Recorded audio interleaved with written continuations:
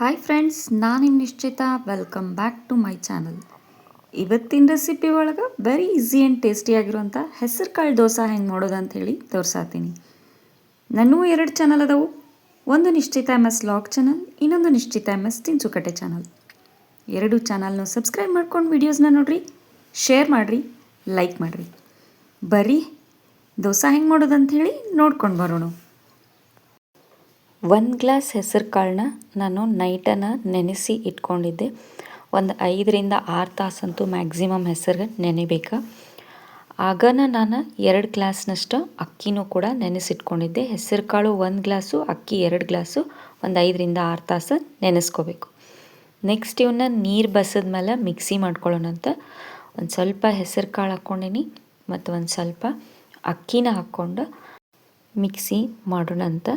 ಅಕ್ಕಿ ಮತ್ತು ಹೆಸರು ಕಾಳು ಜೊತೆನ ನಾನಿಲ್ಲೇ 1 ಗಡ್ಡೆಯಷ್ಟು ಬೆಳ್ಳುಳ್ಳಿ, 1 ಇಂಚಿನಷ್ಟು ಹಸಿ ಅಲ್ಲ ಹಾಕ್ಕೊಂಡೀನಿ ಮತ್ತು ಒಂದು 7ರಿಂದ 8 ಹಸಿ ಮೆಣಸಿನ್ಕಾಯಿ ಹಾಕ್ಕೊಂಡೀನಿ. ನಿಮ್ಮ ಖಾರದ ಟೇಸ್ಟ್ನ ನೋಡಿ ನೀವು ಹಸಿ ಮೆಣಸಿನ್ಕಾಯಿನ ಹಾಕೋರಿ. ನೆಕ್ಸ್ಟ್ ಇದಕ್ಕೆ ನಾನು 1 ಚಮಚದಷ್ಟು ಜೀರಿಗೆ ಹಾಕ್ಕೊಂಡೀನಿ. ರುಚಿಗೆ ತಕ್ಕಷ್ಟು ಉಪ್ಪನ್ನು ಸೇರಿಸ್ಕೊಂಡು ನೀರು ಸೇರಿಸ್ಕೊಂಡು ದೋಸೆ ಹಿಟ್ಟಿನ ಹದಕ್ಕೆ ನುಣ್ಣಗೆ ಇದನ್ನು ರುಬ್ಕೊಂಡು ಬರೋಣಂತ.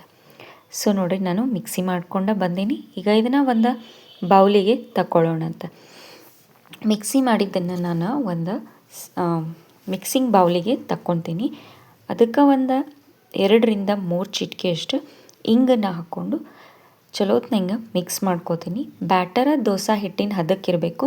ಗಟ್ಟಿ ಇದ್ರೆ ಒಂದು ಸ್ವಲ್ಪ ನೀರು ಸೇರಿಸಿ ದೋಸೆ ಹಿಟ್ಟಿನ ಅದಕ್ಕೆ ಬ್ಯಾಟರ್ ರೆಡಿ ಮಾಡ್ಕೊಂಡು ಒಂದು 10 ನಿಮಿಷ ಇದನ್ನು ರೆಸ್ಟ್ ಮಾಡಕ್ಕೆ ಬಿಡೋಣಂತ.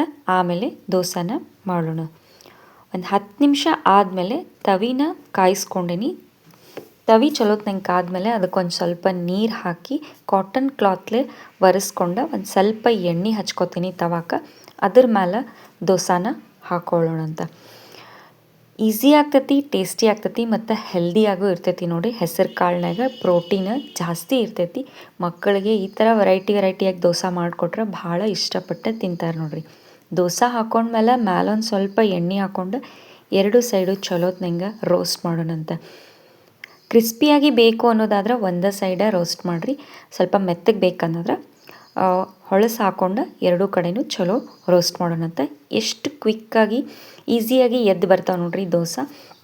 2 ಸೈಡು ಚಲೋತ್ನಂಗೆ ರೋಸ್ಟ್ ಮಾಡ್ಕೊಂಡ್ವಿ ಅಂತಂದ್ರೆ ಹೆಸರು ಕಾಳು ದೋಸೆ ಟೇಸ್ಟ್ ಮಾಡೋಕೆ ರೆಡಿಯಾಗಿಬಿಡ್ತೈತೆ ನೋಡಿರಿ. ನಾ ಇವತ್ತೇ ಇದನ್ನು ಕೊಬ್ಬರಿ ಚಟ್ನಿ ಜೊತೆ ಸರ್ವ್ ಮಾಡತ್ತೀನಿ. ಬರ್ರಿ ಒಂದು ಸರ್ವಿಂಗ್ ಪ್ಲೇಟಿಗೆ ಸರ್ವ್ ಮಾಡ್ಕೊಳ್ಳೋಣಂತ.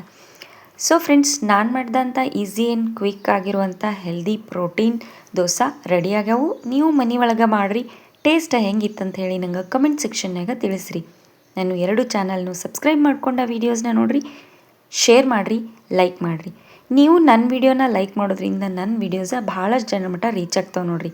ನನಗೆ ಸಪೋರ್ಟ್ ಮಾಡಿರಿ. Thank you.